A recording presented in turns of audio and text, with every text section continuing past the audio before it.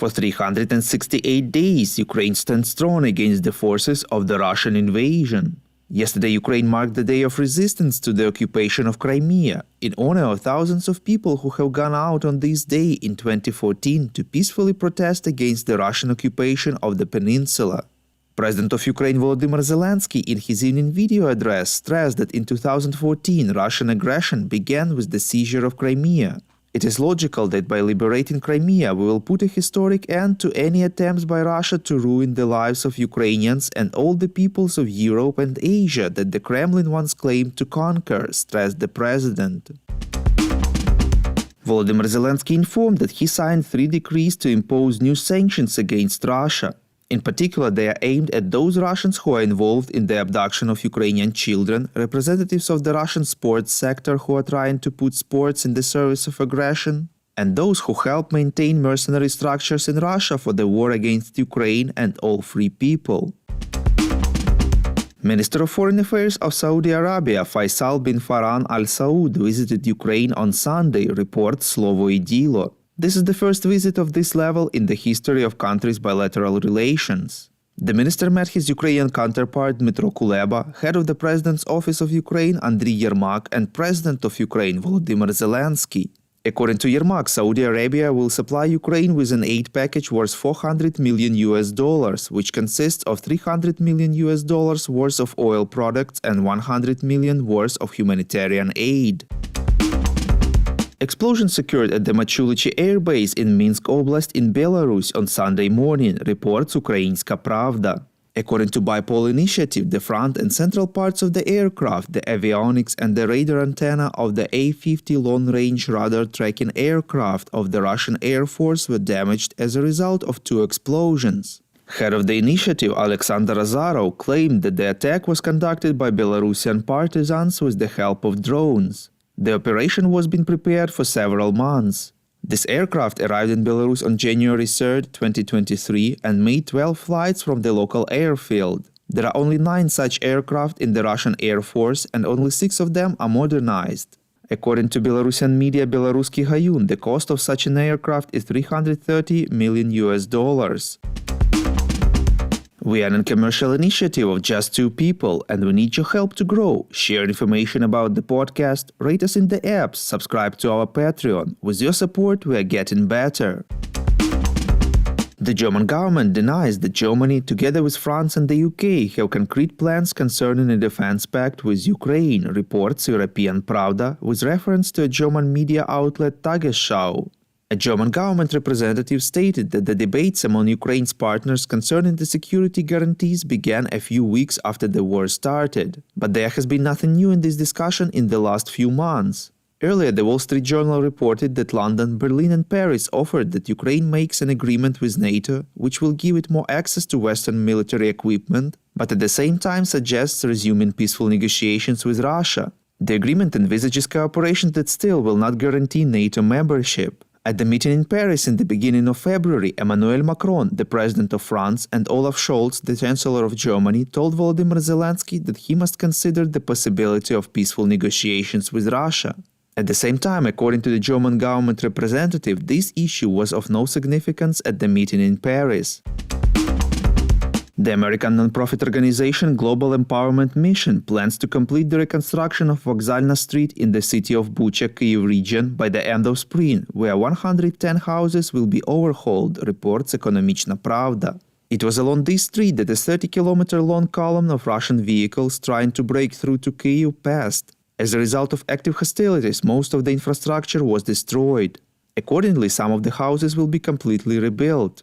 It is noted that the implementation of the project was made possible thanks to the financial support of the Howard G. Buffett Foundation. As a result of the actions of the Russian occupiers, the city of Bucha suffered infrastructural damages in the amount of $140 million. If you like what we do and would like to tip us, you can now do so directly to our PayPal. Check out the link in the description to this episode for more details. And as usual, you can subscribe to our Patreon. In gratitude for your help, we will give you access to a series of exclusive episodes on wartime life in Ukraine. We call on you to demand from governments of your countries to impose the toughest sanctions possible on Russia and its citizens to stop their invasion of Ukraine. This has been a bad year for violence between the Israeli military and Palestinian militants, with at least 60 Palestinians and 10 Israelis killed in the past 2 months. 2 more Israelis living in a settlement in the occupied West Bank were killed on Sunday in what Israel said was a Palestinian terror attack. 2 innocent Israelis were massacred in their car in the village of Hawara. Unfortunately, the terrorists continue to attack innocent Israelis. We will not be silent. We will do everything in our power to protect our citizens. We will make sure that Israelis will be able to live safely here in the land of Israel.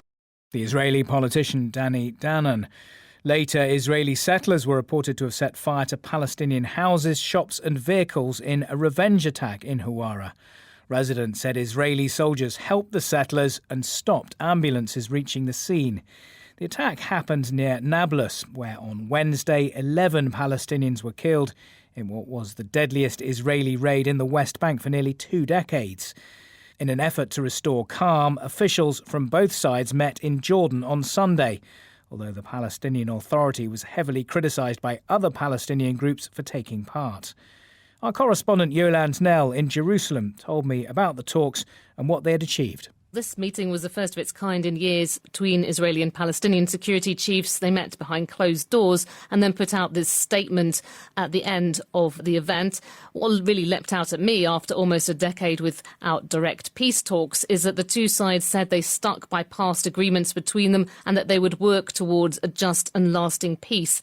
Now, there's another line here about both sides not taking what are termed unilateral measures. Specifically, Israel made a commitment to stop discussing new settlement building for 4 months and said it wouldn't authorise new settlements for the next 6 months.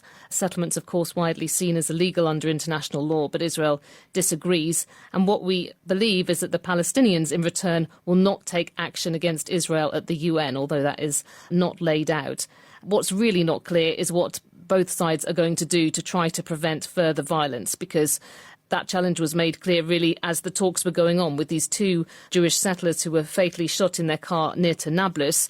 And now what we have is retaliation for that going on with Jewish settlers attacking Palestinian properties. And we're getting reports of some 20 Palestinians being injured, one seriously in the area there.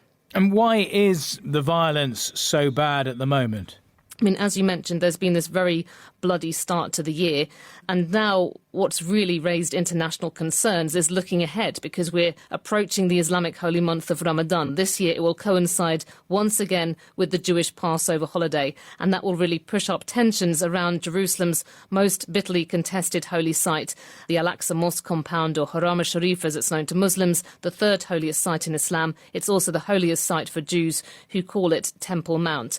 And even when the holidays haven't coincided, we've seen clashes there between Palestinian worshippers and Israeli police. On top of that, we also had the announcements recently that Israel was planning a lot of settlement construction. The Americans did step in to stop a UN Security Council resolution on that, and we got reports then of a deal in the works, and now that seems to be what has come to fruition today. Yolande Knell in Jerusalem. So will the outcome of these talks allay fears of a wider conflict and the possibility of another Palestinian uprising or intifada? Martin Indyk has been involved in diplomacy in the Middle East for decades, including a spell as President Obama's envoy to Israeli-Palestinian negotiations and twice as US ambassador to Israel. Well, my sense is it's already underway, that what we're witnessing is the beginnings of the next uprising, or intifada as you refer to it. None of them are going to be exactly the same as the previous ones. But what we have now, you have a combination of a crumbling of the Palestinian Authority, which is no longer capable of exercising effective security control in major cities of the West Bank. You have young people, they're referred to as this lion's den, who are not affiliated with the traditional Hamas, Palestine Islamic Jihad groups involved in violence and terror, who don't remember, because of their youth, what it was like in the last intifada and the terrible misery that brought to Palestinians, and who have easy access to weapons and to targets, because since the last intifada, there are over 200,000 more settlers in the West Bank. And then, of course, you've got Jerusalem, which is, because of its religious importance, to Jews and Muslims alike, and the fact that Israelis and Palestinians live cheek by jowl in that city, that violence can easily flare there. And then you've got Ramadan and Passover coming together again this year in the next few weeks. So it's really, it begins to look like a perfect storm of violence and uprising. Former US diplomat Martin Indyk. At least 59 migrants have drowned after their boat broke up in rough seas off the southern coast of Italy. A number of children were among the dead. The wooden vessel was said to be overloaded. It is thought it left Izmir in eastern Turkey 3 days ago. Around 80 survivors came ashore near the Italian town of Crotone on the Calabrian coast. Vladimir Putin's ally Alexander Lukashenko, the leader of Belarus, is on his way to China for a state visit. So what's he likely to be doing there, especially given American concerns about possible Chinese military supplies for Russia? Julian Warwicker has been talking to Chris Buckley, a New York Times reporter in Taipei. The most important event that everybody will be looking to is his talks with China's leader Xi Jinping. And we can imagine there'll be a lot of bilateral issues in the discussions, but I think what the outside world really cares about is what the discussions are about Ukraine and about their respective positions on the war. We do have the start, at least, don't we, of a plan from China to try and end the Ukraine conflict. Do we know what they're putting forward here? Well, I hesitate to call it even a plan, Julian. It's more a set of aspirations. It was a set of 12-point principles that China released last week that didn't contain anything particularly new and not anything really specific either, but I think was intended to signal to the world, particularly Europe, that China does want to have a seat at the table in the discussion of the future of the war in Ukraine and possibly how to end the war as well. As I said, it's a very vague document and it's very difficult to see how it could provide a sort of a sound footing for any specific negotiations. But of course, from the point of view of those who are backing Ukraine in this conflict, if Mr. Lukashenko is on board, they will naturally be wary. They will be wary. I think it's a delicate balance that both China and Russia are trying to achieve. Both of them in their different ways are very close to Russia and Vladimir Putin. In particular, of course, Belarus, which is so dominated by Russian influence. At the same time, in their different ways, they do want to maintain some distance between their positions on the war and Russia's position as well. So I think what we'll be looking for with this visit is just how they manage that. Is this going to be an opportunity for each of them to put a little bit of distance between themselves and Russia, or is it going to be a more sympathetic position on Russia that emerges from their talks? And then also the questions about any specific cooperation between China and Belarus that may have implications for the war in Ukraine. And on that, of course, there are those in the West increasingly worrying that China will supply Russia with arms in this conflict. That has been a consistent message coming out of the Biden administration, concerns that China has been thinking about providing lethal force to Russia for the war. Now, I think even Biden administration officials are saying they haven't seen any evidence that weapons or whatever they believe may be supplied has already been supplied. Interestingly, alongside all of this, the Ukrainian president, Mr. Zelensky, said he would like to meet President Xi at some point. Any possibility of that? That is a big question, and I'm not sure I have the answer to it. I think one of the questions that would be on the Chinese leadership's mind is that although they don't full-throatedly endorse Vladimir Putin's invasion of Ukraine, their broader relationship with Russia is very important to them. And therefore, I think they're more mindful of maintaining good relations with Vladimir Putin than they are with having a meeting with Zelensky. President Zelensky has done, and how much of it was done prior to Russia's invasion, and how important it was to galvanizing a very diverse country with lots of different ethnic and religious groups, lots of different languages, and how he was able to bring all of them together in a pluralistic way that made being Ukrainian something different. It wasn't this homogenous Ukraine. It was all the diversity of Ukraine. It really was the out of many one in a new kind of way. It was a pluralistic nationalism that has been very powerful and very important, especially as the conflict and the war enter the second year.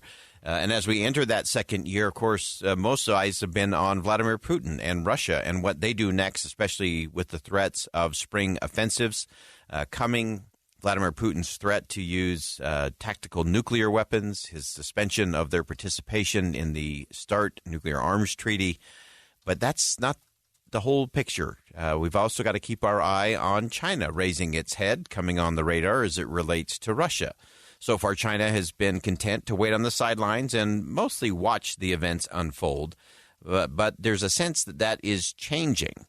And so what do we need to be watching for? How should the United States respond if our main geopolitical rival starts to be more active in their support of Russia in a substantive way?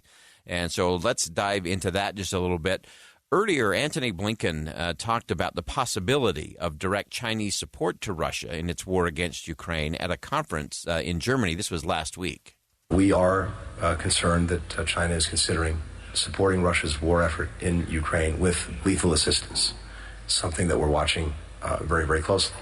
As I also said, and as President Biden said, going back many months when the aggression first took place, and he spoke to President Xi Jinping, he told him at that point that there would be real consequences in our own relationship were China to provide lethal assistance to Russia in this aggression against Ukraine, or in a systematic way aid in the evasion of sanctions.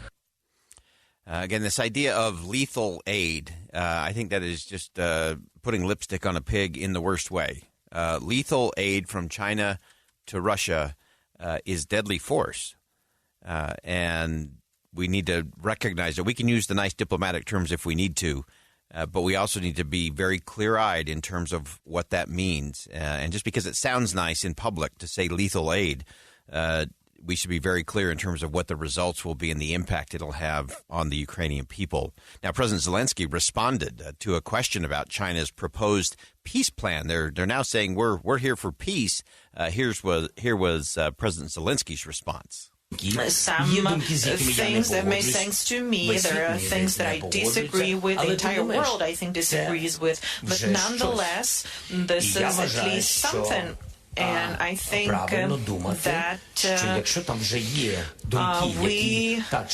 we would be safe to assume that if there are ideas that are aligned with the idea of respect for international law, territorial integrity, and some security considerations, we need to put that to good use. We need to work on that with China. Why not? Derek Overstreet here from the New Millennium Group. Listen, what I'm hearing a lot of is that folks would love to have an income plan that is specially made just for them, that provides an income stream that they cannot outlive as long as they're living. If you'd like a copy of one, give me a call at 888-999-6370. That's 888-999-6370 or utahsfinancialplanner.com. We're standing by right now. Earlier this week, we spoke with Derek Scissors from the American Enterprise Institute because we were talking about China and what China really wants out of all of this. I don't believe China wants to be in the middle of the middle when it comes to the war in Ukraine, but they clearly have some vested interest or some rooting interest in Russia, at least Russia not failing. The Chinese simultaneously don't want to be tied up in Russia's war on Ukraine. I mean, they didn't start the war. They didn't want the war.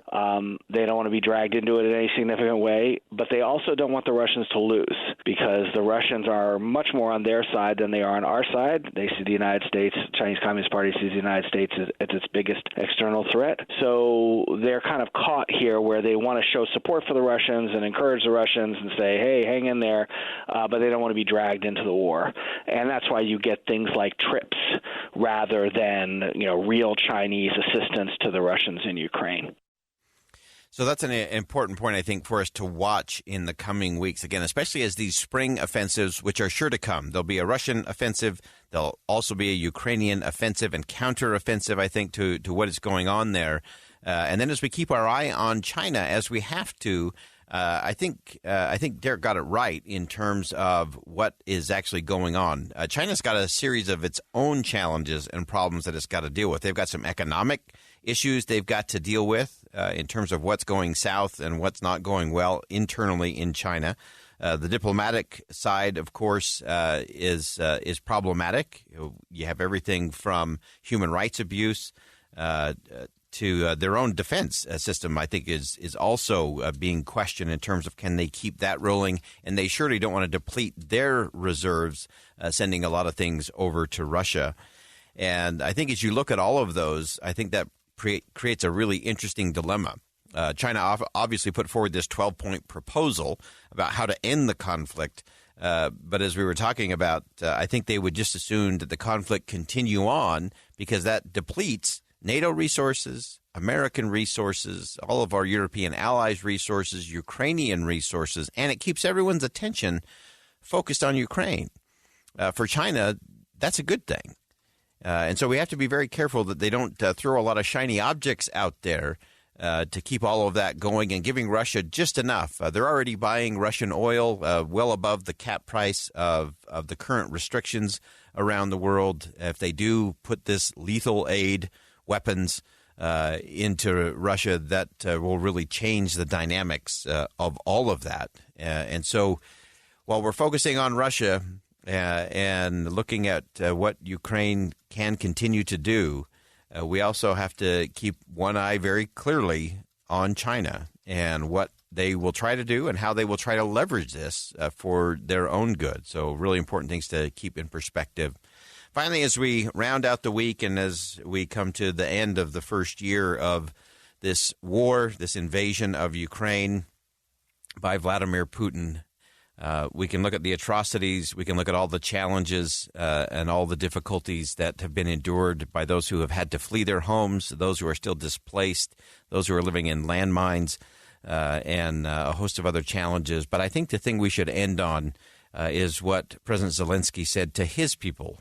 He addressed a letter to the great people of great Ukraine, and he said people were afraid, some were shocked, some didn't know what to say, but everyone felt what to do. He continued,